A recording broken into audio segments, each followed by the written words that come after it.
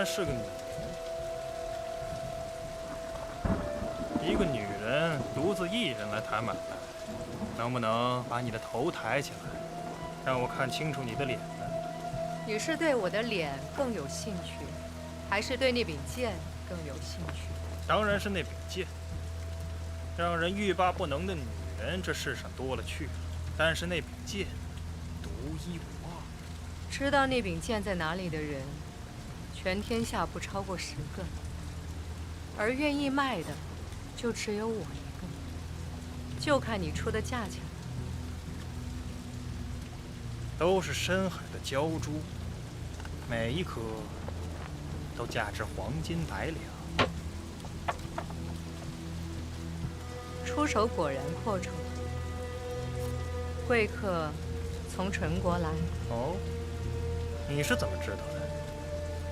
早就听说陈国人会做生意，鲛珠这样稀有的东西，大半都被陈国商人囤了去。我是陈国的商人，有人出了天价想要买那柄剑，我们只是带人跑个腿。不，你们是军人。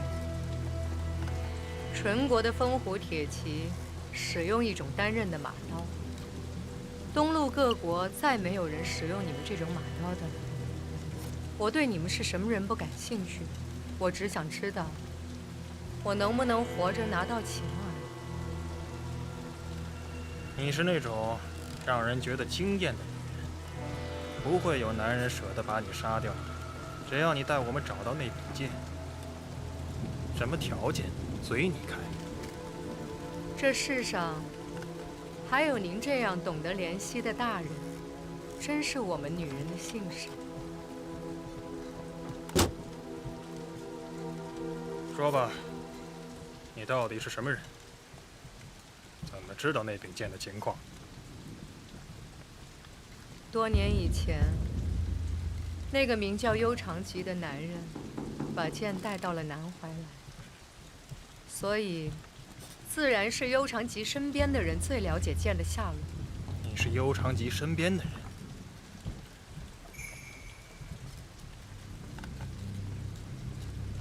我是幽长吉的妻子。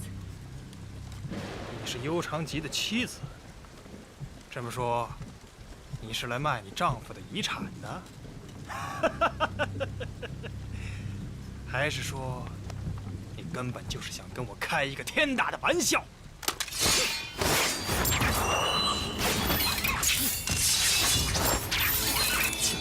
都住手！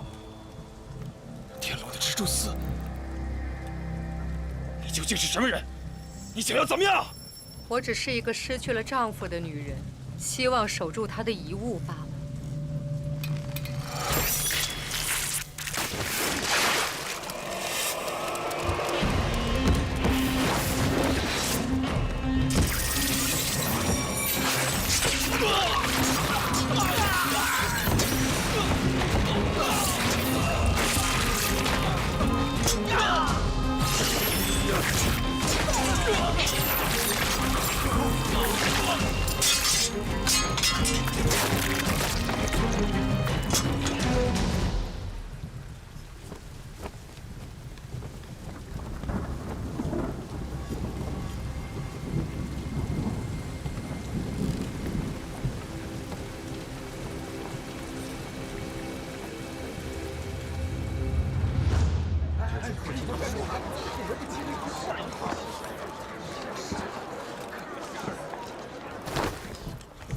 将军，尸体呢？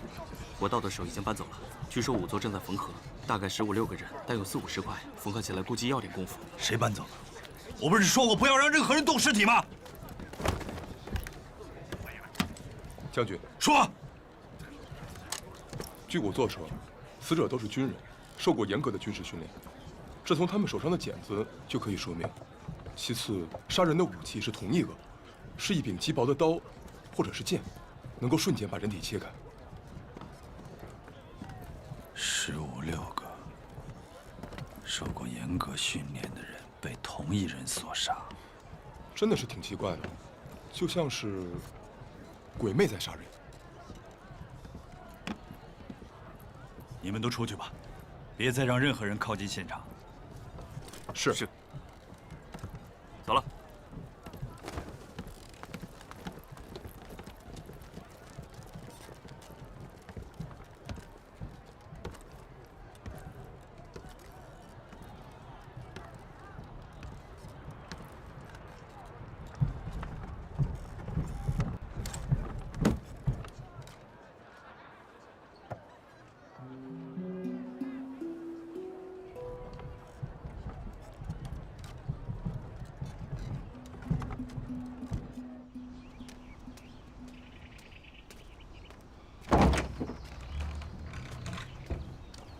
有劳了。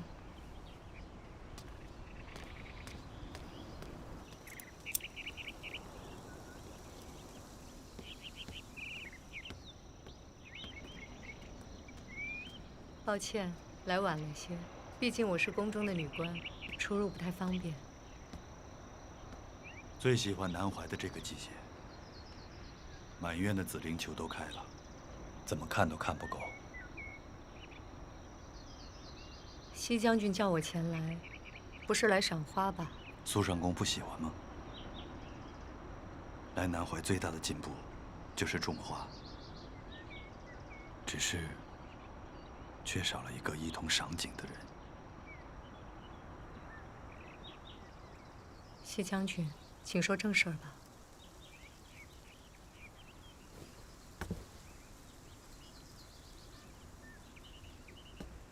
前几日，城中出现一件蹊跷的案子，一群纯国来的行商被杀于鬼市，现场一片狼藉。仵作在验尸时得出的结果也很奇怪，这些行商死于同一件武器，是一把极薄的刀，薄得像没有厚度，切割人体，瞬间分离。那西将军应该去找南怀最快的刀手。说起来，西将军号称东路步战第一人，你腰间的那柄剑要是切割人体，应该也能瞬间分离吧？苏上公的意思是，此事与你无关？我为什么要杀一群陈国来的行商呢？只怪你走得太急，忘了这个。如果我没猜错的话，你手上的镯子里面藏有蜘蛛丝，在必要的时候，你也可以拿出来杀我。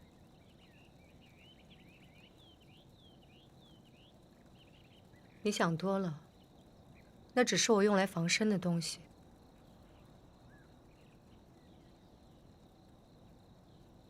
那些陈国人是来拿剑的，他们不是什么商人，而是陈国的风虎铁骑。所以就要全部抹杀，到真是蜘蛛的个性。那是我丈夫留下的东西，我不许任何人拿走它。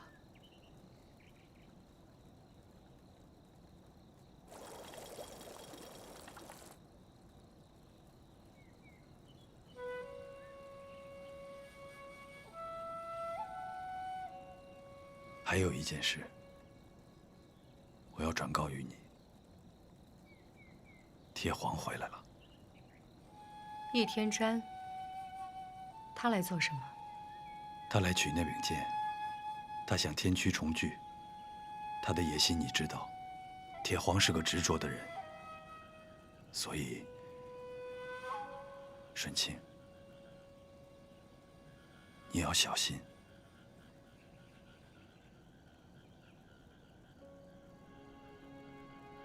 那就让他来找我，杀了我，踏着我的尸体去拿剑。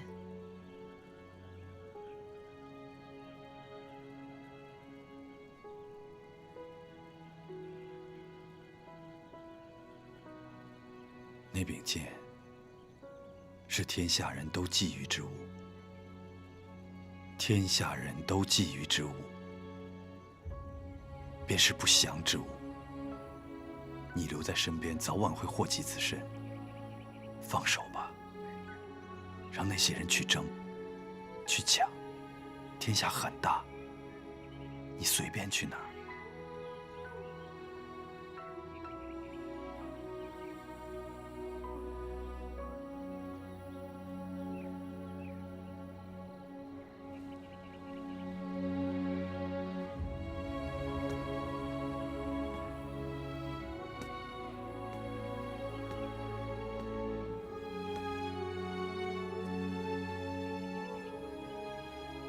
刚来南怀的时候，我还是个孩子，心里不记挂着谁，所以天大地大，我想去哪里就去哪里。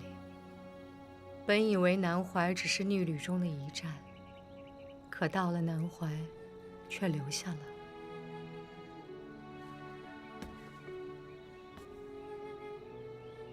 这座城是我的牢笼，可有些鸟是注定要飞去天边的，有些鸟注定死于牢笼，都是心甘情愿。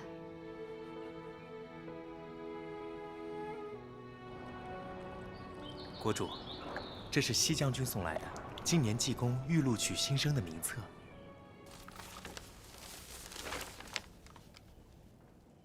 国主钦点了姬野，莫不是那个演武中连胜的孩子？正是。那个孩子性情粗野，难以教化。国主不怕他成为济公中的害群之马吗？孤倒是不怕他狂傲，狂傲之人调教得好，假以时日，必成大才。国主英明，绝无遗珠之憾。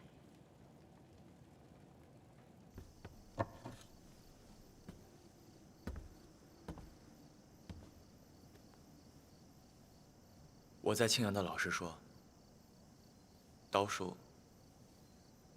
就是杀人术。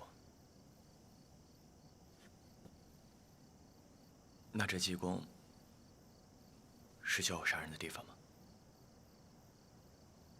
世子这话严重了，不过倒也没什么大错。我们每个人都在为君王杀人，有的人为君王献上税赋，君王用税赋去购买兵器铠甲；有些人则为君王献上自己，手拿兵器为王前驱。在这乱世中，谁又能够独善其身呢？上公，你也是帮国主杀人的人吗？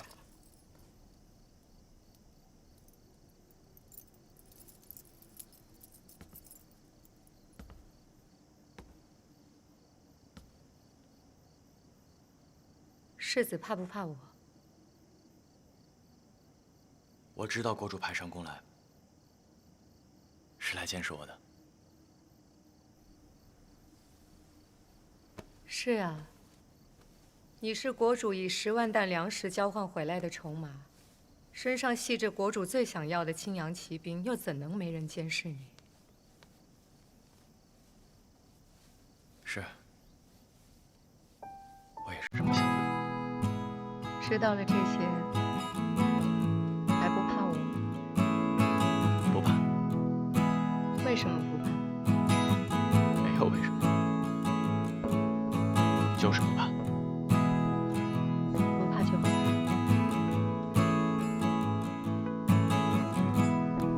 臣女再多嘴一句，世子在济公凡事多加小心，若是遇到隐儿，世子能让责任。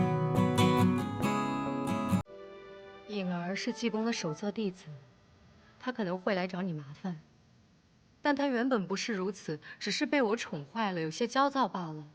世子若是受了委屈，回来一定告诉我，我去劝说他。上公一定很爱他吧？其实武阳君很幸福，苏上公是我在东路遇到过最温柔的人。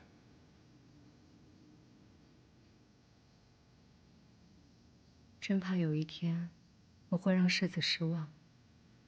我不信，在东路谁都可能骗我，只有苏上公不会。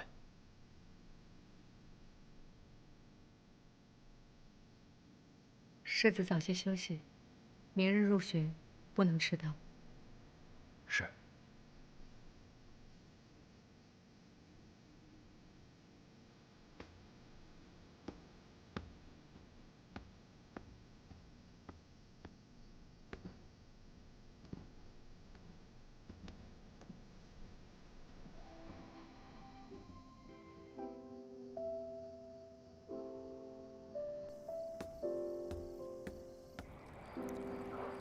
世子近来有何异动？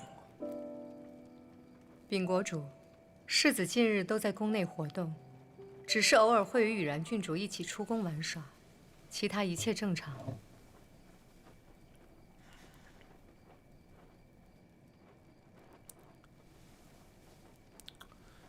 和羽然走得近，倒是好事。若他们单独出宫，不必阻拦，小心他的安全就是。臣女明白。这济公入学之事呢？他有如何的看法？臣女今日已与世子解释过进入济公学习的要义，还请国主放心。他若能安心入学，自然是好事。只是他的身体和心智还是柔弱了些。世子虽然心智柔弱，但十分重情重义。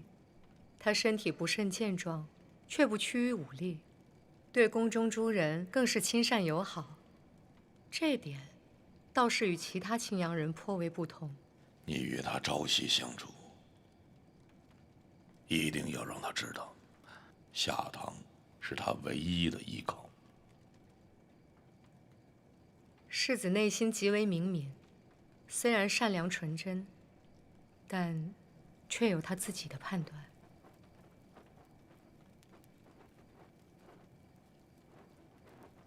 苏上公对世子评价颇高，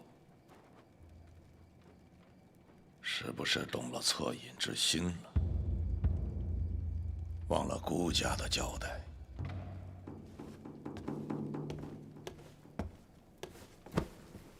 臣女不敢。苏上公，顾家还是那句话，做他在夏堂最可以信任的人。只是你不要忘记了自己。夏堂不仅是培养了白离隐，对你也不薄。不要让顾家失望。臣女谨记。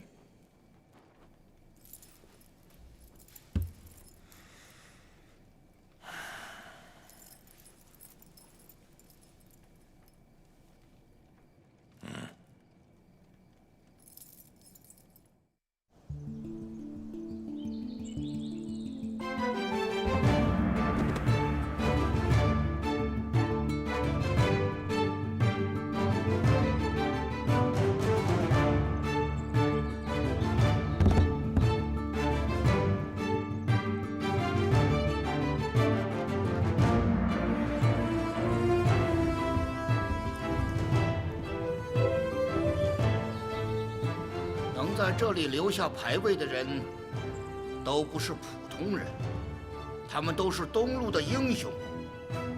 这里有孤军血战天庸关，3月不辍，捐躯守城的将军，有谁可知道此人？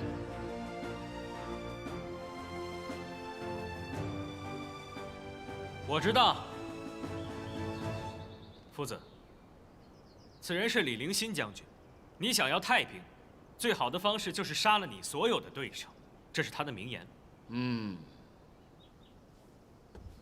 李世子，李陵新将军是当年追随风炎皇帝征战北路的重要将领，萧关一役，800铁枪阵震撼青阳5万骑兵啊，大破敌军于居庸关，你听说过吗？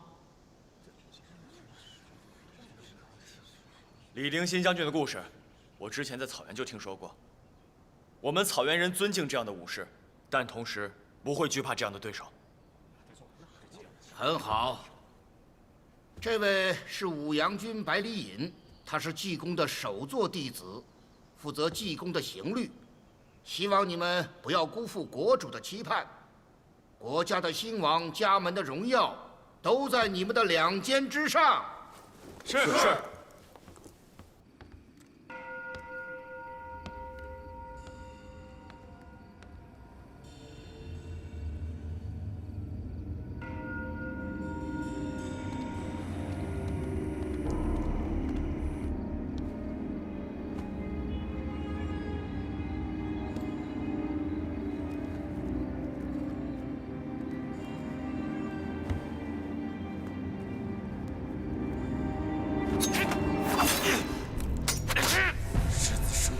灾星，所有人都盼着你死。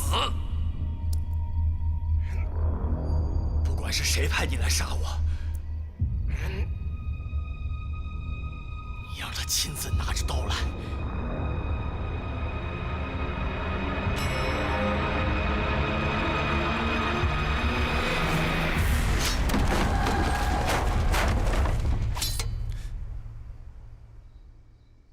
我以为你不怕死呢。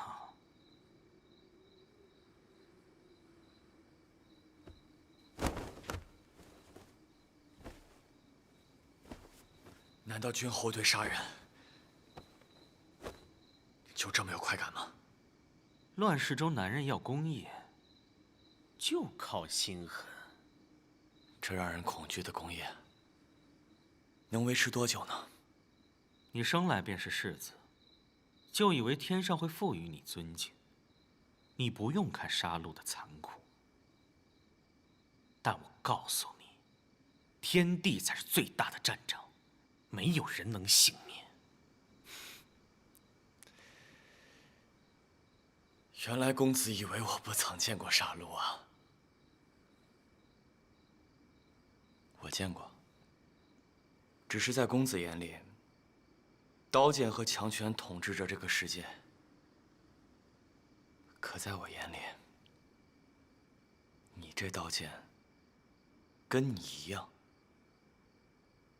只有怯懦和卑劣。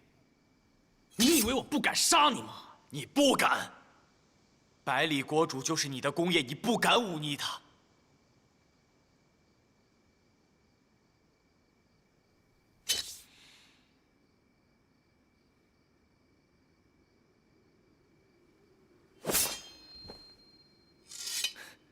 你看，你的功业让你既残暴又怯懦。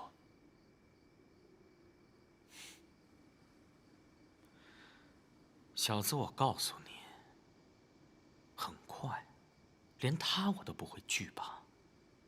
到那个时候，就算你要请我杀你，你都需要仰望祈求。所以我告诉你，最近给我小心点儿。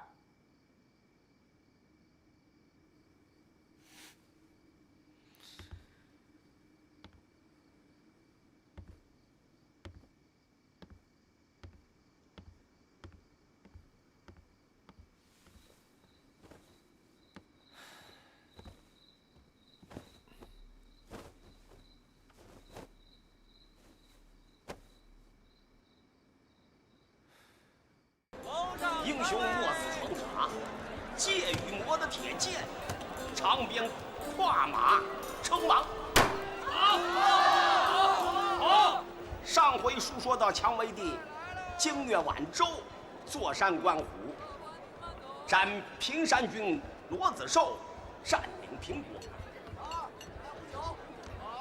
雨然，这是什么？哎呀，这是说演义，这可比看书有趣多了。来一次下堂没听过这个，那你就是白来了。你今天可听仔细了，今天说的是《蔷薇百战录》最精彩的那部分——阳关一战。你要是把这个错过了，那得等半年呢。统帅大军直逼阳关城下，时至深秋，万物凋敝，大军皆服赤色。蔷薇皇帝，蔷薇皇帝是谁啊？我知道。你知道什么呀？听你说，听人家说。军中有一乘红脸，帘幕低垂，在蔷薇公主驾下。这阳关是帝都的屏障，破了阳关，便可直取帝都。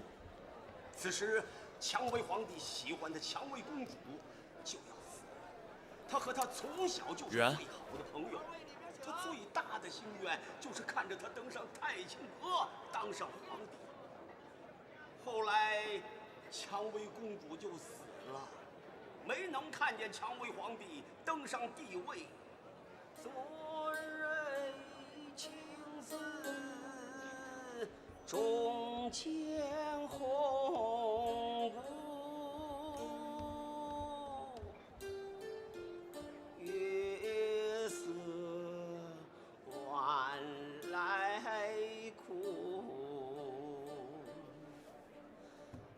流长相和无，悲喜总无泪。是人间白发简单成灰，轻舞潇潇也。现今是秋风悲回，莫问从头，英雄总无路，天下千年久不见，自意愁。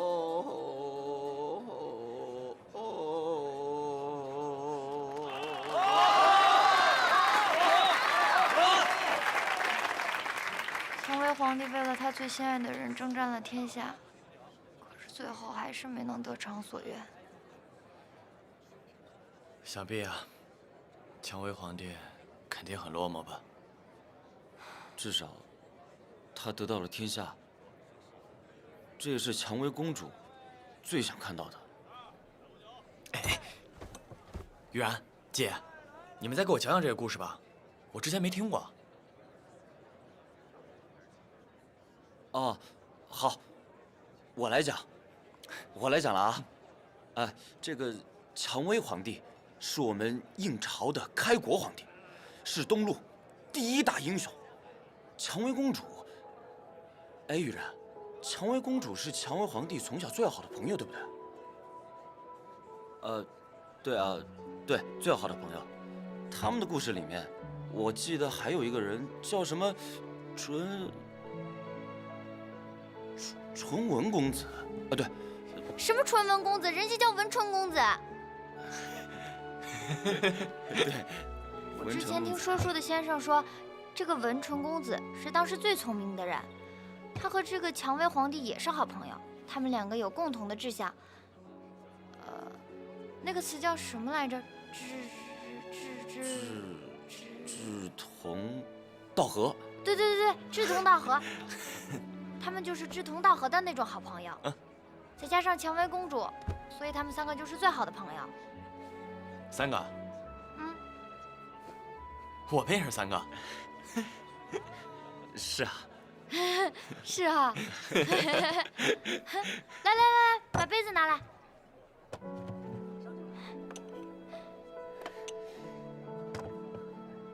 我们也要像他们一样，一直做好朋友。好，对，永远做好朋友。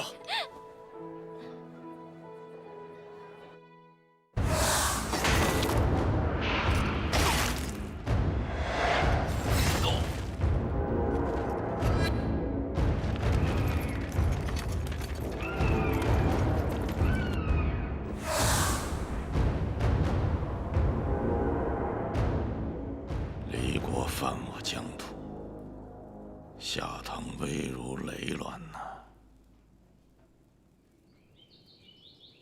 依妾愚见，骆子嫣所提议和之案，倒不失为一个解决问题的好方法。国师以为李国是真心想要跟我们议和吗？妾看来，李国只是想求得暂时的和平，以备更大的军事方案。只是我们付出的代价确实昂贵了一些。下堂富甲东路，却始终没有一支能够跟诸国抗衡的劲旅，屡屡受制于人。这些年我都成就了什么？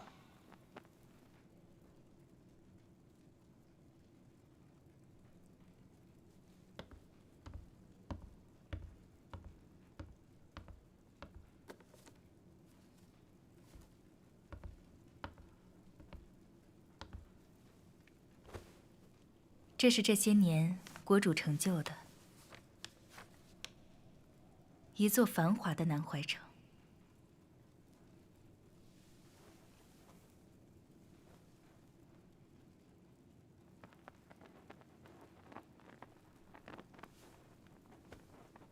它让我想起你初来下堂，常常画自己的家乡。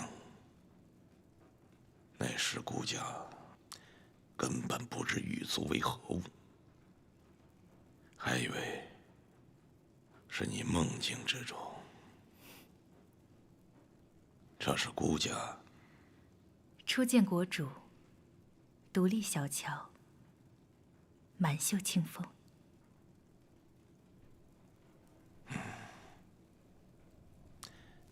老范过世，我们县狱离人议和。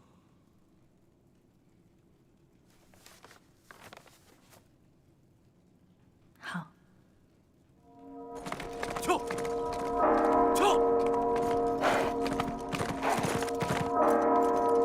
诸位爱卿，朕刚刚收到了2封书信，其一来自离国公赢无益。他向朕求方伯之封号御领3军。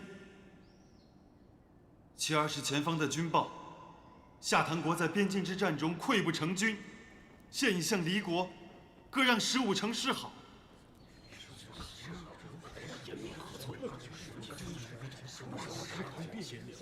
众位爱卿，这可如何是好？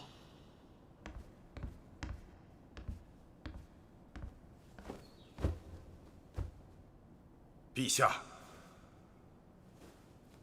赢无益无视朝规，公然侵占夏唐领土，不臣之心昭然若揭，而今又公然求方伯之号，狼子野心，其心可诛。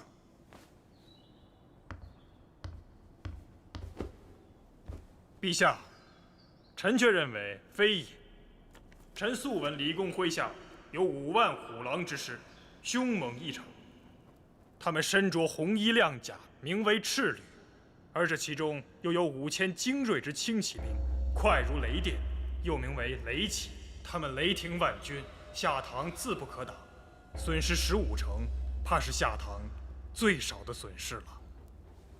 依爱卿的意思，这离国人即便是把夏唐全部侵吞了去，也合情合理了。臣不敢。臣是说，以赤旅雷骑的勇猛，抵挡夏唐于股掌之间，已并非难事。不如就与他相安无事最好。那爱卿认为，这方伯是封还是不封啊？依臣愚见，封。因无益已踏过夏唐，直逼天启而来，来势汹汹。臣担忧，如若不封，届时定会生灵涂炭，我等都难以安坐了。我倒是真想看那一天的到来，可爱卿你是等不到那一天了。来人！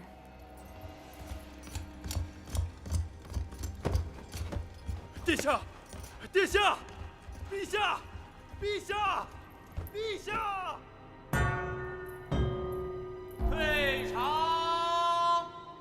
不知赢无益这次侵犯的是哪座城池？说来奇怪，既不是交通要道，又不是富庶之地，而是一个叫古北口的荒山野岭。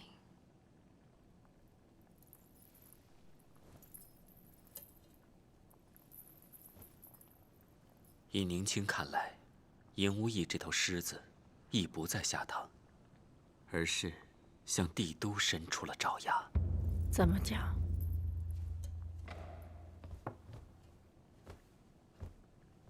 古北口现在确是荒山野岭，可是100余年前，却是通往帝都的一条商业险道。若冒险通过古北口，会比走商道快4天到达帝都，只是实在太难走，所以才被荒废了。以离国的军力，不需多久便可恢复出一条可供军马通行的道路。到时候，只要赢无益一声令下，滚滚雷旗便会出现在帝都城下。想必宁卿已经知道赢无益求刺方伯一事，你怎么看啊？恕宁卿直言，诸侯之中有不臣之心者，远不止赢无益。数百年来，皇室采用的策略是让诸侯之间相互制衡，可现在离国军力之强已经压倒了其他诸侯，这个平衡一旦被打破，那其他诸侯的野心便会爆发。这煌煌帝都向来都会引得天下人的贪欲。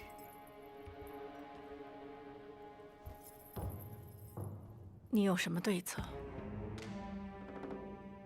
因袭旧法，以诸侯治诸侯。以前各诸侯为皇室效力，难免不情不愿。可现在狮子来了，大家必须联手御敌。给我传书百里景洪，不惜一切代价在古北口挡住尹无益。是。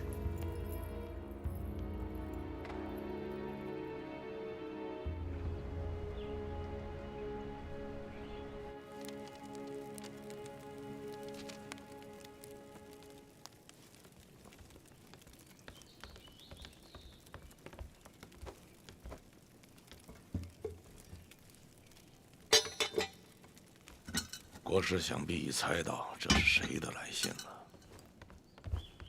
帝都天启，印国长公主白凌波殿下。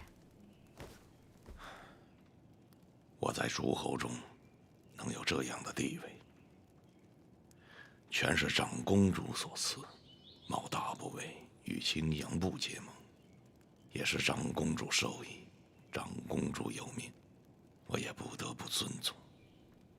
长公主不允议和要求你出兵阻击赢无益。自古以来，天子都是这样，要讨伐诸侯，必定其他诸侯先出兵。天子永远是高高在上，看着其他诸侯血流成河。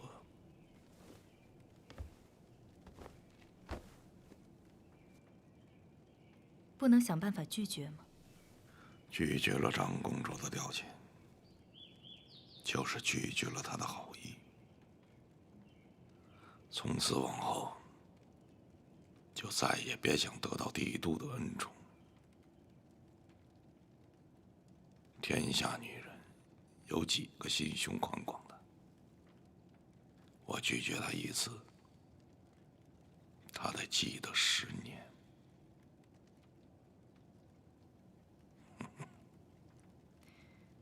天下间的盟友，谁一定是你的人呢？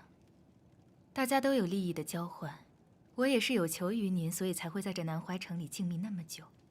长公主那边亦然。如今赢无益剑指帝都，天下震动，人人自危。谁能击败赢无益，在诸侯中的地位必然会扶摇直上。所以这一战，风险虽大，回报也大。道理是这样，顾家在思量着双方的军事差距，看来只有动用那10万担粮食请来的铁骑兵了。那些北路人性情凶悍，远来未久，怕是难以调遣。那个九王又是个心思极重的人，婚约未成，怕也是不肯出兵吧。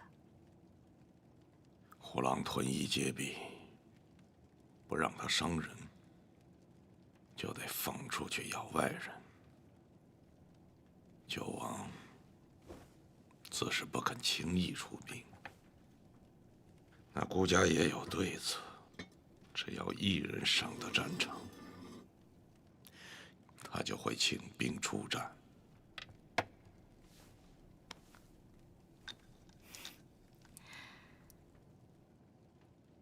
国主说的可是世子？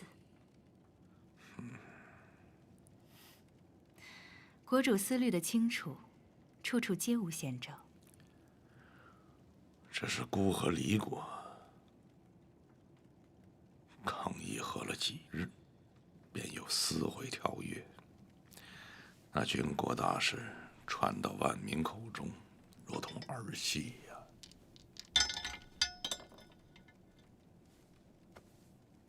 并非是儿戏。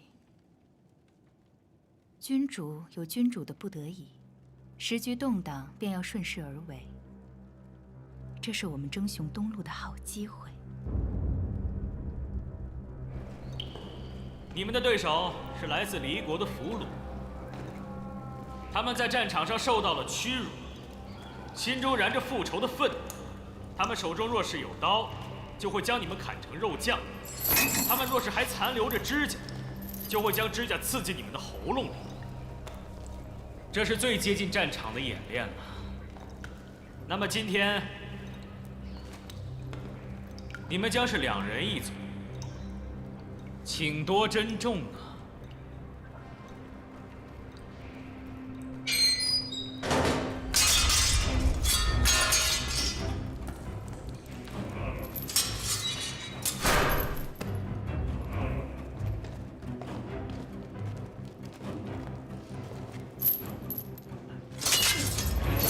我还要提醒你们一句，不要和这些野兽在一个牢房里待的时间太久了，不然真的到了拼你死我活的那一天，可能你们的心软，就会让你们输了自己的性命。作为战士，要时刻拥有一颗杀伐决断的心。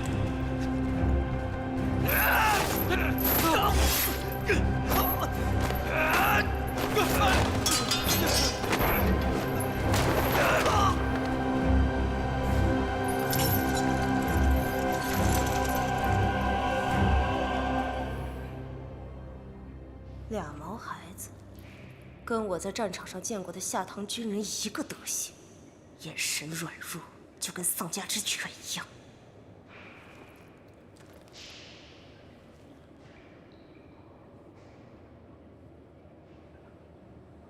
阿苏拉，他是我们的敌人。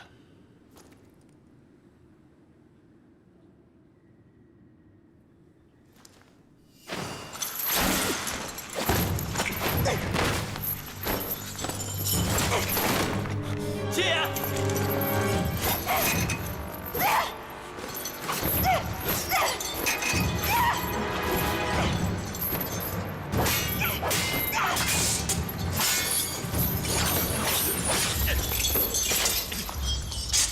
放开他！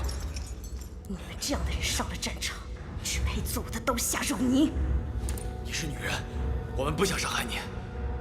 手里拿着武器却选择后退，这就是你们输给我的原因。你杀呀！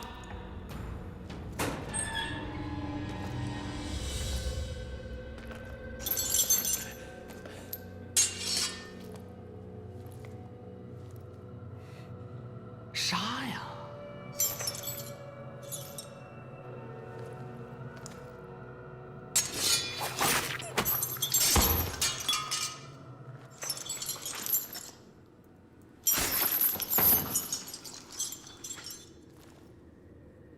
没用的东西啊，连个俘虏都当不好，要你有何用啊？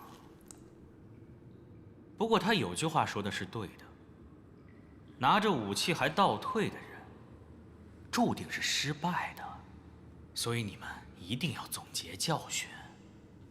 还有，以后要是在战场上也这么干，我一定军法处置你。不管你是士子、庶子，同罪，杀无赦。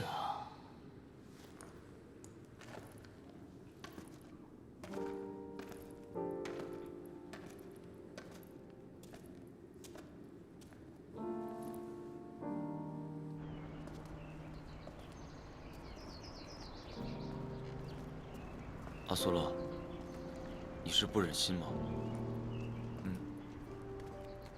我被送来下堂，说是可以学习所有东路的军事知识。今天第一次上战，看到的只有残酷的血腥，把俘虏当成靶子来打，那还是个女人。济公想让战俘给我们做对手，是想让我们学习他们的战法。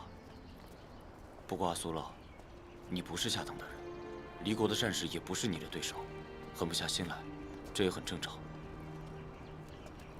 也许吧。姐，几年前，我的刀术老师问我拿起刀是不是想杀人。我拿刀是想救人。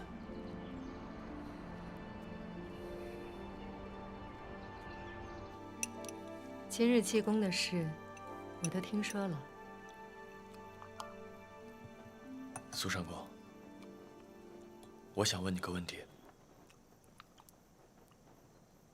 这世上真的有妖魔吗？其实，真正的妖魔住在人的心里，人心里的恶生出了万千的妖魔。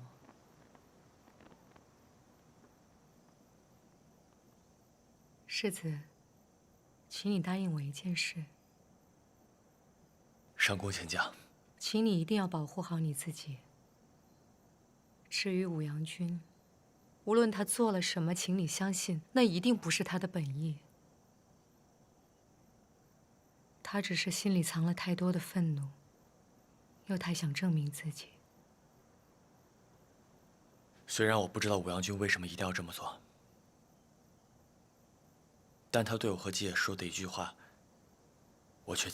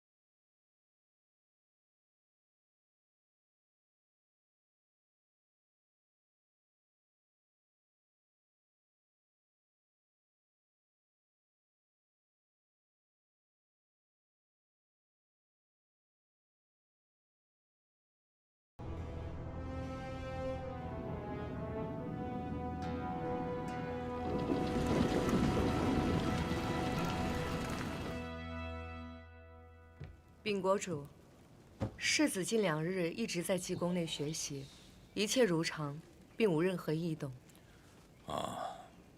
我怎么听说，世子在昨日的训练中，险些遭了离国俘虏的黑手，还和武阳君发生一些小冲突。苏上公不是疏忽职守，就是有意要偏袒颖儿了。请国主恕罪，苏某一定会保证世子的安全，以后不敢大意。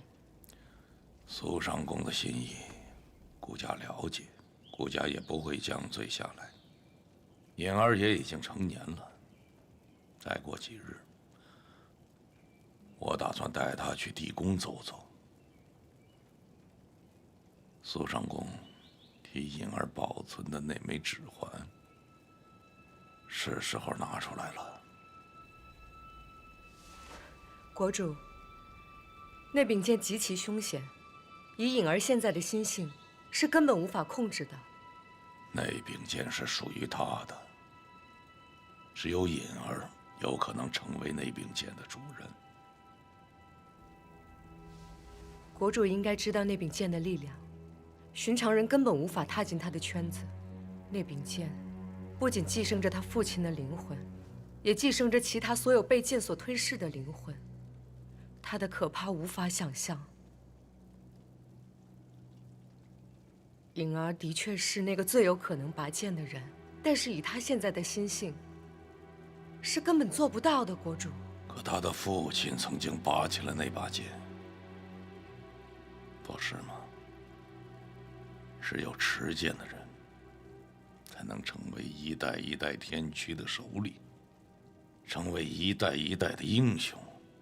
只要拔起那把剑，他们才会成为世人眼中号令天下的英雄。苏上公当然明白，我对颖儿的寄望不只是那把剑，更是整个下堂。还请国主三思。颖儿她只是个孩子，我只希望颖儿能够平安地度过此生，请国主放过她吧。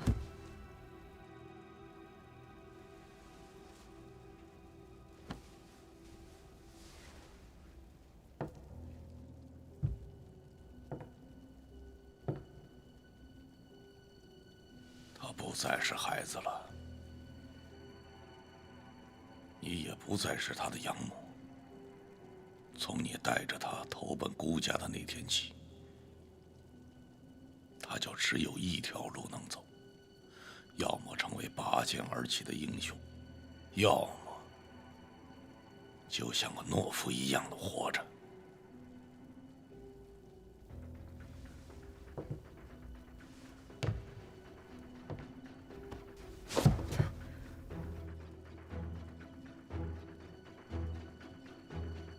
你现在让他成一个懦夫，他宁愿去死。好自为之吧，去吧。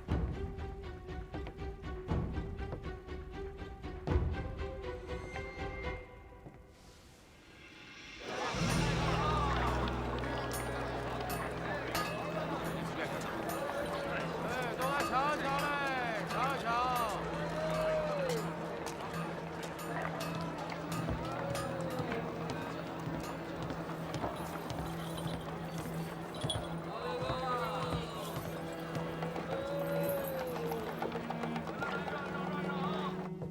你把不干净的东西带进来了，他们不敢进来。阁下要算什么呀？我要找一把剑。那阁下走错地方了，兵器铺在隔壁。那把剑在兵器铺找不到。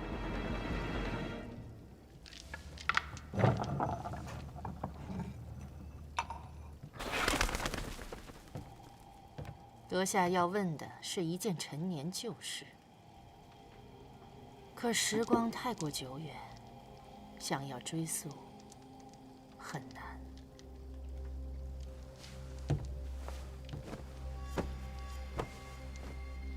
把你知道的都告诉我。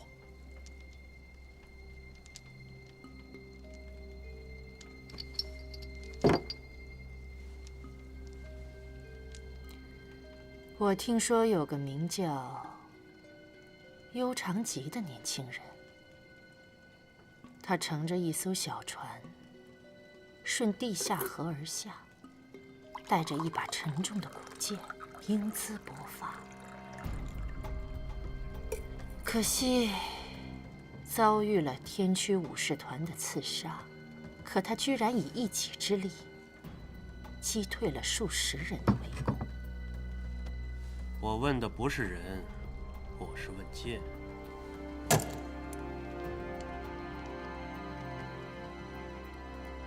我并不知道剑的下落，可或许有别的人会知道。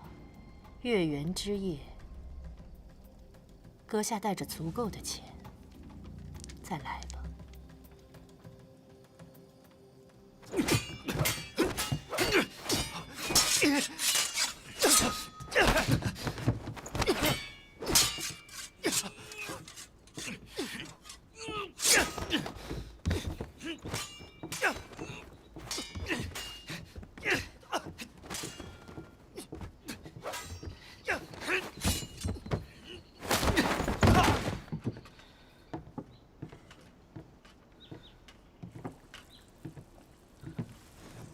最近双红花开得正盛，我亲自采摘了一些，让后厨做成了双红饼，带过来看看你。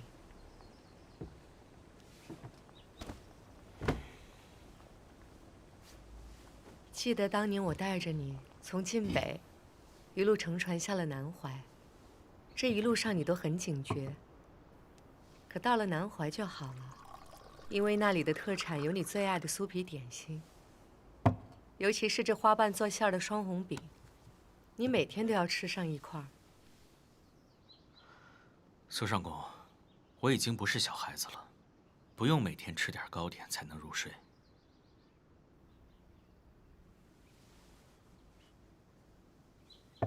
你呀，小时候有很多话跟我说的，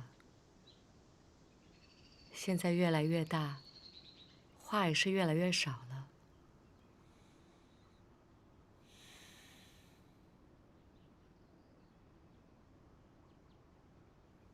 那我先回去了。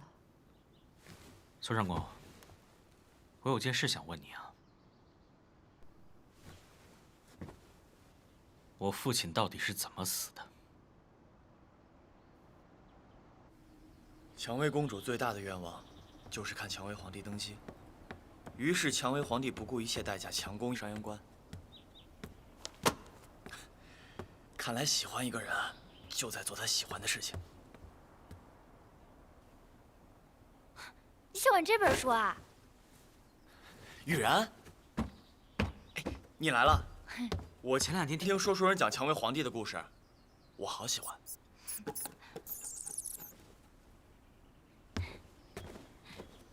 你有没有想我呀，小胖子？你要喜欢他，就常来玩吧。反正他也喜欢跟你玩。我原本以为你不方便来找我呢。有什么不方便的？都是一起喝过酒的兄弟了。从今以后呢，我们就是一个战线的人了。虽然我们都是背井离乡、寄人篱下，不过别担心啊，以后大哥罩你。好。行了行了，走吧，我们去找借光鬼市。走。我查了所有跟那件事情有关的记载，但都语焉不详。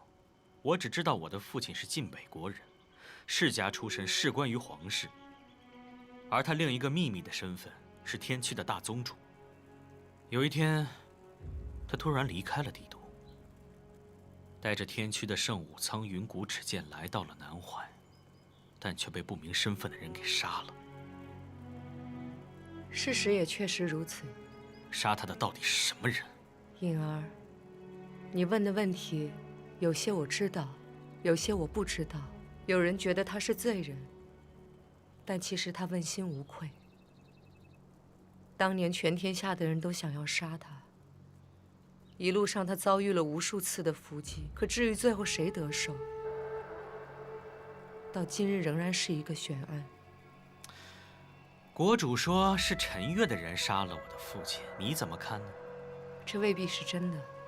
陈月固然是你父亲的敌人，但你父亲的敌人却远不止于陈月。国主希望你对陈月怀恨，这样你就会想要继承你父亲的剑。天驱的力量至今仍然潜伏在东陆各地，国主想要天驱为他所用。他是个有野心的人，我们每个人都是他的棋子。你、我、青阳世子，乃至于国师都不例外。你是说国主只是利用我拔剑吗？你是最有希望成为剑主的人。苏圣公，你既然知道国主只是利用我当个棋子，那你为什么还要带我来下堂？当年你尚且年幼，你父亲的敌人遍布东陆各地，没有一国之力如何保护你？难道你苏圣公不是国主的马前走狗吗？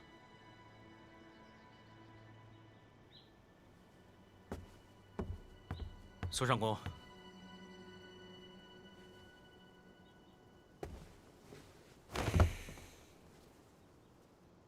当我遇见你的时候，你才16岁。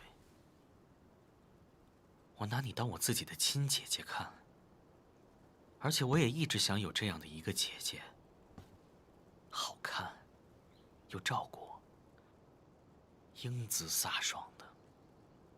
但我现在觉得呀，是很多人一起杀了我的父亲，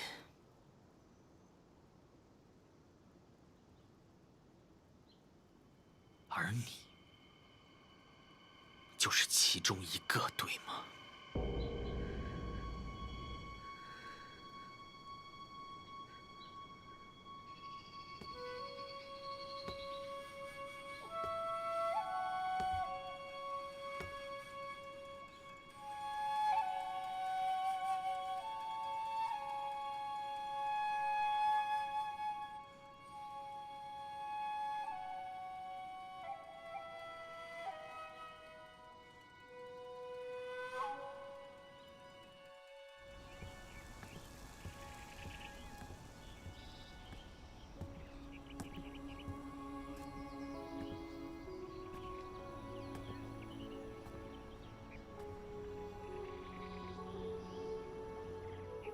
你很喜欢看鱼，我只是在想，我们是不是也像这池中的鱼，以为自己游在大海里，可其实只是别人替他挖下的池塘。你在想，我们是不是也活在别人挖好的池塘里？其实我们至死都不一定真正的认识到自己在哪里。你若早来几日，这次林秋开得正旺，可眼下渐渐的不行了。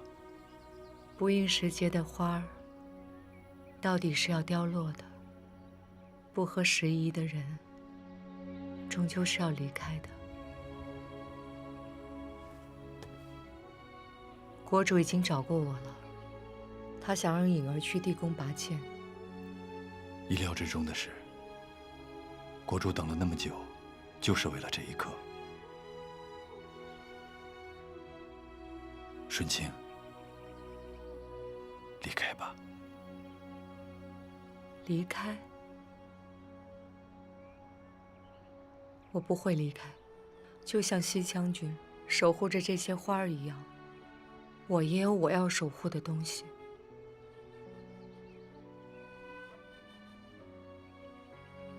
你真正要守护的，并不是那柄剑，而是那个人。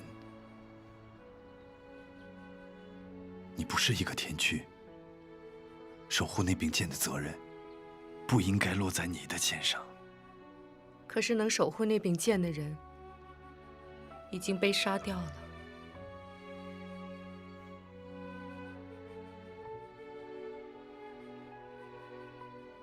你到底是为了什么？就因为那个人救过你，就要背负一生的枷锁？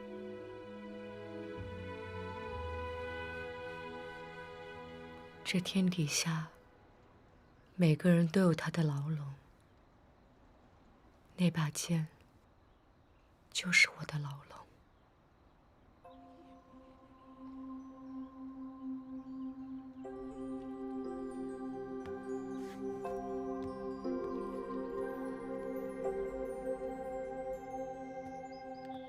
记得点赞关注哦。